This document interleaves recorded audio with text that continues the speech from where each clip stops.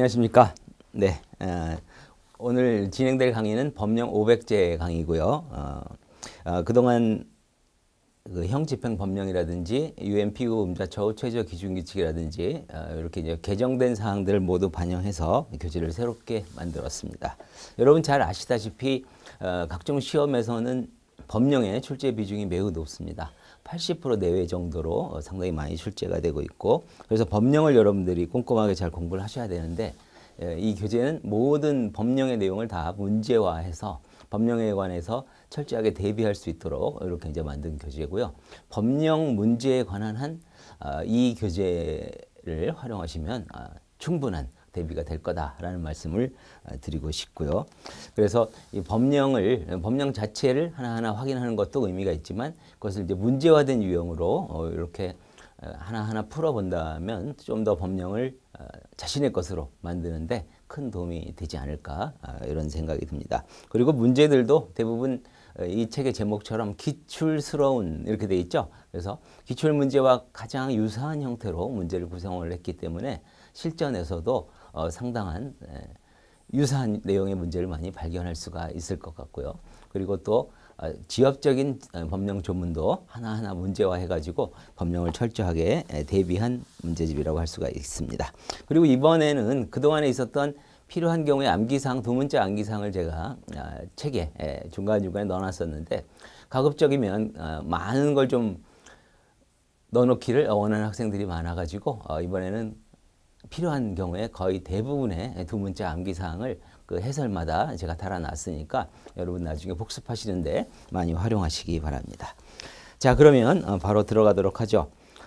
자, 1번입니다. 렉처 1이죠. 형 집행 및 수용자 처우에 관한 법률부터 시작을 하겠습니다. 이게 우리 교정 파트에서 가장 중요한 법이 되겠고요. 출제 비중도 가장 높은 법령입니다. 6페이지입니다. 6페이지에 1번. 자, 형집행법 제1조 목적의 내용으로 옳지 않은 것은 1. 수용자의 교정교화, 2는 수용자의 건전한 사회복귀, 그리고 3번 수용자의 처우와 권리, 교정시설의 운영, 이렇게 나열이 되어 있는데 이거 조금 헷갈리시는 분도 있을 수 있을 거예요. 근데 목적이 한 문장으로 되어 있는데 그 목적의 의미를 정확하게 이해를 해야만 답을 고를 수 있는 문제였습니다. 실전에서도 이것과 유사한 문제가 많이 출제된 적이 있고요. 2번이 답이죠. 자, 수용자의 건전한 사회복귀가 이제 틀린 지문이 되는데, 자, 왜 그런지는 한번 또 검토를 해봐야 되겠죠. 1조의 목적 조항을 보면 수형자의 교화, 사회복귀에 대해서 규정하고 있고요. 이것을 다룬다. 그 다음에 수용자의 처우와 권리, 그리고 교정시설의 운영, 이 세 가지가 목적에서 다루고 있는 주요 테마입니다. 여기서 이제 유의하실 것은 하나는 수형자라고 되어 있고 하나는 수용자라고 되어 있죠. 교정시설은 특별히 의문이 될 게 없는데, 교화와 사회복귀는 수형자라는 수식어가 연결이 돼야 되고 처우와 권리는 수용자라고 해야 됩니다. 여기서는 수형자와 수용자의 개념을 정확히 아는 게 전제가 돼야 되겠죠. 수형자라고 하는 것은 형의 집행을 받고 있는 자라는 뜻입니다. 한자로 쓰면 받을 수에다가 형벌할 때 형, 수형자입니다. 그러니까 교도소에 구금되어 있는 것만으로도 형 집행이 진행이 되는 사람을 전제로 하는 거예요. 그래서 징역형이라든지 금고형, 구류형, 노역장 유치명령 받은 자를 수형자라고 정의 규정에 별도로 마련이 되어 있습니다. 이 징역, 금고, 구류, 노역장 유치명령 같은 경우에는 교도소에서 뭐 하루든 이틀이든 30일이든 있는 기간 동안 어떤 뜻이죠? 예를 들면 징역 1년이 선고가 됐는데 이 사람이 30일 교도소에 수감이 됐다. 그러면 30일 동안 수용 기간이 진행, 형 집행이 되고 있는 상황이죠. 이제 남은 기간만 채우면 되는 거예요. 금고, 구류, 노역장 유치명령 다 마찬가지고. 그런데 수용자는 한자도 좀 다르게 생겼죠.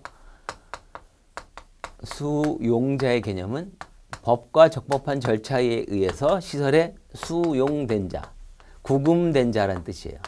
그래서 수형자는 물론, 그죠? 법과 절차에 따라서 수용이 됐으니까 이 내용으로 보면 수형자는 당연히 포함이 되고, 미결 수용자 같은 경우도 어때요?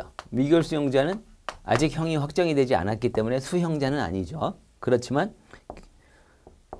도주나 증거인멸의 우려가 있어서 교도소 구치소에 수용이 된 사람이기 때문에 수용자의 하나고요. 그 다음에 사형 확정자 같은 경우도 형 집행은 아니죠. 집행을 받고 있는 자는 아닙니다. 사형은 교수형, 형법 규정에 따라서 사형이 선고가 된다면 교수형에 처해야 되고 군형법은 총살형. 이렇게 목숨이 끊어지는 집행이 이루어져야 목숨이 끊어지는 게 실현이 되어야만 집행이 되는 거니까 교도소에 사형 확정자가 있다. 그건 사형 집행 대기자에 불과하지 수형자는 아닌 거죠. 수형자의 개념은 형 집행을 받고 있는 자라는 뜻이니까. 그래서 기타의 자니까 법과 절차에 따라 수용된 수용자의 일종이고 나머지 기타 법률과 적법한 절차에 따라 수용된 자, 이들을 모두 묶어서 수용자라고 합니다. 그러니까 수용자는 넓은 개념이 됩니다. 자, 이 개념을 전제로 해서 이 목적 조항을 해석을 해야 돼요. 자, 다음으로 이제 볼 게 교화와 사회복귀입니다. 교화와 건전한 사회복귀는 형이 확정이 돼서 형 집행을 받는 자를 전제로 하는 거예요. 그래서 수형자의 교화 사회복귀 이렇게 연결이 되지만 예를 들어서 징역이나 금고, 구류, 노역장 유치 명령 같은 경우는 교화 사회복귀의 대상이 적합한 표현이 되지만 미결 수용자라고 한다면 형이 확정되지도 않았는데 교화나 사회복귀 말이 연결이 되지가 않죠. 무죄로 풀려날 수도 있는 사람이니까. 사형 확정자는 내일 모레 교수형에 처할 사람이기 때문에 교화 사회복귀가 어울리지 않는 거예요. 그래서 이 수식어가 그런 의미가 있는 거예요. 수형자의 교화 사회복귀 그리고 처우와 권리는 수형자뿐만 아니라 미결 수용자, 사형 확정자 모든 수용된 자의 처우와 권리를 다 다루는 규정이니까 여기는 수용자가 됩니다. 자, 이렇게 구분을 하셔야 되겠고 다시 한번 확인을 해보면 1번 지문은 수형자의 교정교화니까 맞죠. 2번은 건전한 사회복귀는 수용자로 연결하면 안 되는 거죠. 그래서 2번이 답이고 3번 수용자의 처우와 권리는 해당 사항이 있고 그 다음에 시설의 운영 맞습니다. 이렇게 해서 2번이 정답입니다. 다음 2번 문제. 형집행법상 정의 규정으로 옳지 않은 것. 자, 1번. 수형자란 징역, 금고, 구류형, 벌금형, 과료형의 선고를 받아 형이 확정된 사람. 앞부분 징역, 금고, 구류형까지는 맞겠죠. 그런데 벌금 또는 과료를 선고받아 확정이 된 사람은 수형자인가요? 벌금이나 과료를 납입할 의무가 있는 거지 교도소, 구치소에 수용이 된 사람이 아니죠. 그래서 수형자의 개념에는 포함되지 않습니다. 수형자는 징역, 금고, 구류와 노역장 유치 명령 받은 자까지를 수형자로 규정하고 있습니다.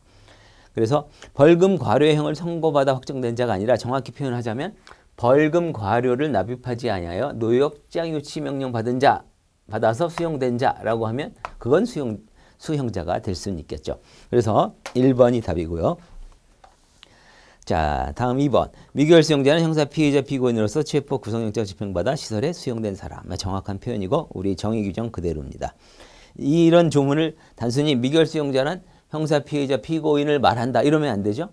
형사 피의자 피고인 중에서 도주나 증거인멸의 우려가 있으면 시설에 수용이 될 수가 있고 그렇지 않은 사람은 집에서 수사재판 받으러 가기 때문에 집에서 수사재판 받으러 가는 사람은 미결 수용자가 될 수가 없는 거고요. 다음 3번. 사형 확정자란 사형 선고받아 확정되어 수용된 사람.